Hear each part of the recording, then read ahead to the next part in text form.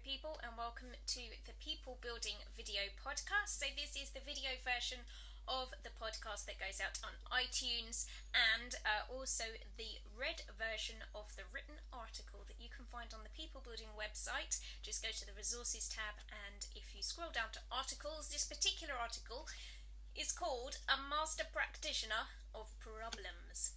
Sometimes overcoming challenges is easy and sometimes less so.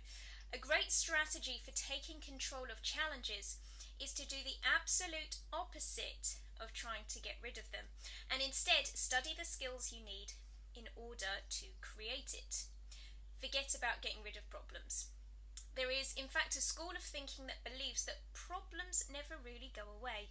You simply learn to behave as if they no longer exist as your emotions and your thinking evolves. Instead of getting rid of problems and overcoming challenges, become an authority in them. Be the master practitioner of your problems. When you start to get really good at knowing how you do the problem for maximum effect, the first thing that happens is you start to acknowledge how you drive the problem instead of it driving you. When you're at the mercy of problems, it can feel disempowering and cause feelings of weakness or being out of control. When you learn how to drive the problem, you have a choice to drive it in a different direction or to stop it entirely. Another important element to observing how you do your problems is that in order to notice your own behavior and reactions, you momentarily have to step outside of yourself to witness what you do. This means that you stop doing your problem, cease to experience your challenge, and for a short span of time, stop being you and instead become the all-seeing observer. When you witness yourself recreating your challenge in the specific ways in which you do it, you begin to dissect it. When something is dissected, it's often difficult to reassemble it to its former working condition. Oh dear, did you just pull your problem to pieces and break it? Let's be clear, becoming an authority is about thoroughly knowing the specifics about how you do what you do and not why. Don't become an authority on why, because that will just be your lame justification for having it and hanging on to it.